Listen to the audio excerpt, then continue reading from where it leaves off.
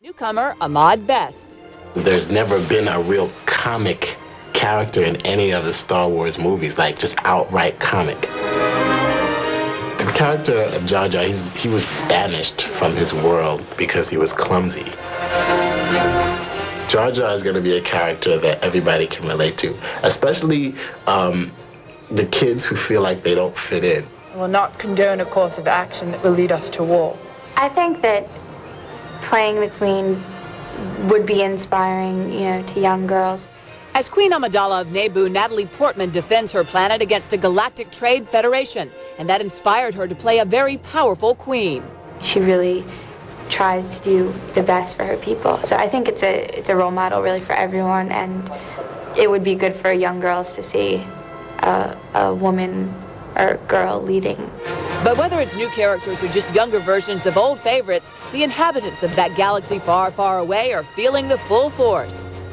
To walk onto a set and to be at that higher, watching it happen, looking around at all the people there, and the costumes, the enormity of the situations. I would really love to, be in Star Wars, and it was the truth. And sometimes, things that you want can happen. And this is one of those kind of dream come true kind of things. These films are incredibly well made, but also it's tapping into a void that we have as human beings, that we have kind of lost something. We have lost an oral tradition of storytelling, of myths and legends. In an interview for the new Red Book magazine, Liam suggested that his Star Wars appearance might be his last, but then maybe that's just a myth. He says to me, you know what, Jeannie, I'm going to quit movie making. I think he still loves the art. And for that reason, I don't think he'll quit altogether, but I do think we may see Liam taking a bit of a vacation.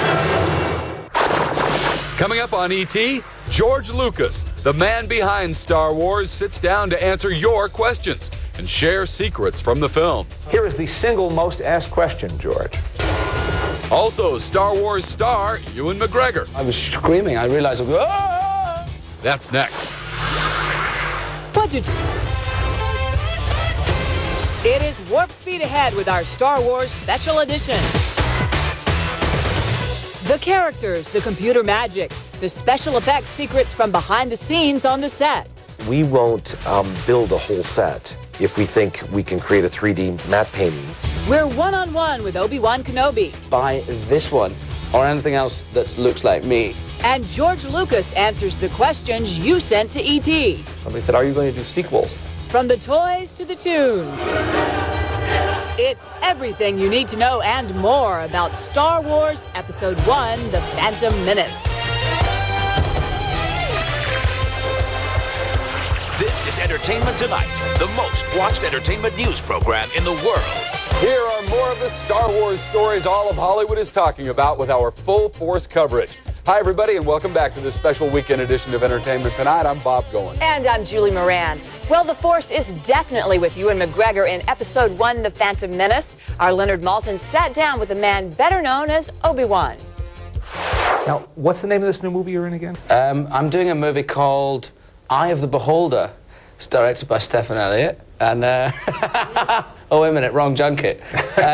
Star Wars. Oh, right, Star Wars. That's the one. Right, that's the one. Yeah. We haven't much time.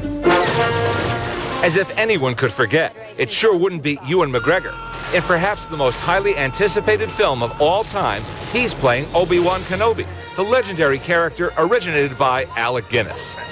What's the best part of having the cast to play Obi-Wan Kenobi? The idea of being in it in the first place, and then to be on set in Jedi gear and with R2-D2 and stuff. I mean, every day there was a Star Wars moment where you went, bloody hell, you said to yourself, I'm in Star Wars.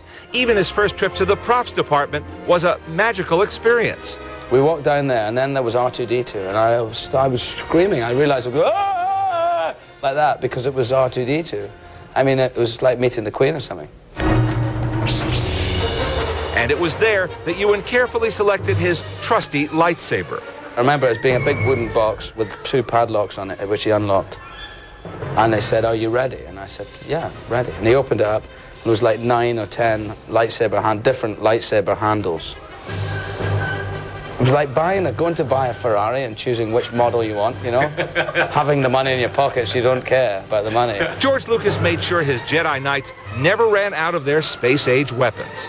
But there was one lightsaber maker who had this mobile lightsaber making unit thing, right, that wheeled about with all these poles and stuff. And he just made lightsabers, because as you're fighting, they get bent, and you have to have a constant supply of fresh lightsabers, you know? And this Star Warrior worked overtime to make his battles look natural. You can't be thinking about what comes next. When you're doing a fight like that, you can't think, well, I did that, so then he's coming over there, so you do that. You can't, you've got to just you're so connected with your opponent that you're just flowing, it's flowing.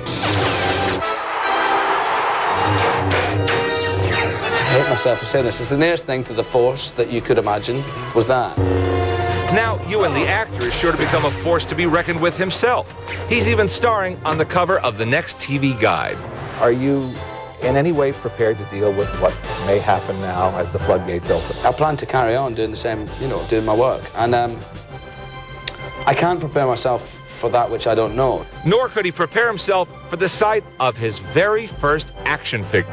I still can't quite believe it's there, so I'm still in kind of denial about the whole thing. They're much more sophisticated than the ones I played with, aren't they? Yes, they have more joints, more movement now. Yes, exactly. What I would suggest to everyone watching your show is that they buy this one.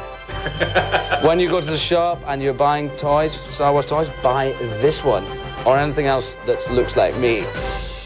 I'll be sure to buy that one. Thanks a lot, Leonard. Ewan's not resting on his laurels. He's about to start filming Moulin Rouge with Nicole Kidman.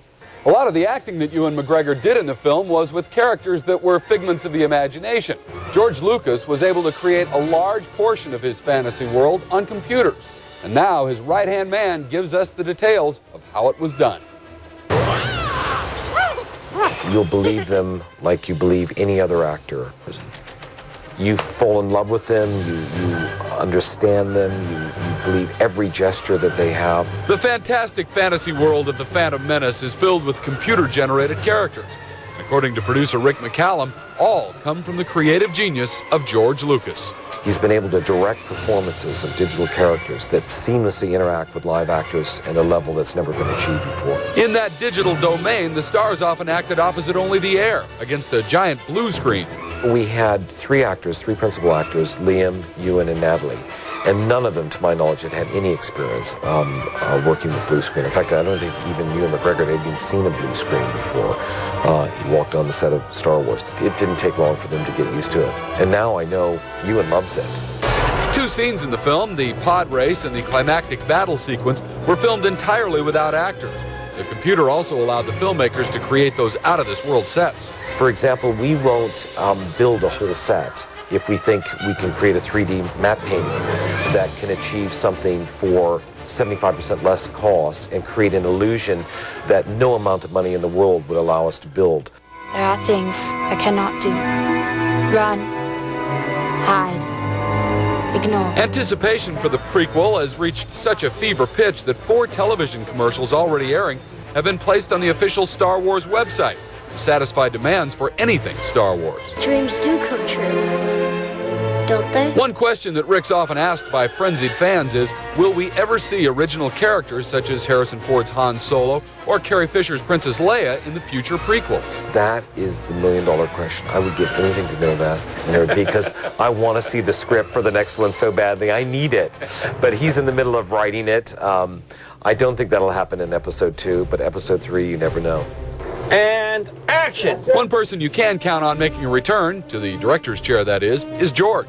I think he enjoyed the first one so much that why not? He's created the world, and so far he's never been wrong. The Phantom Menace has been a nearly 5-year labor of love for the filmmakers, but there won't be much time to savor the blockbuster's surefire success. Basically, the day this film opens, the production designer and I will be gone.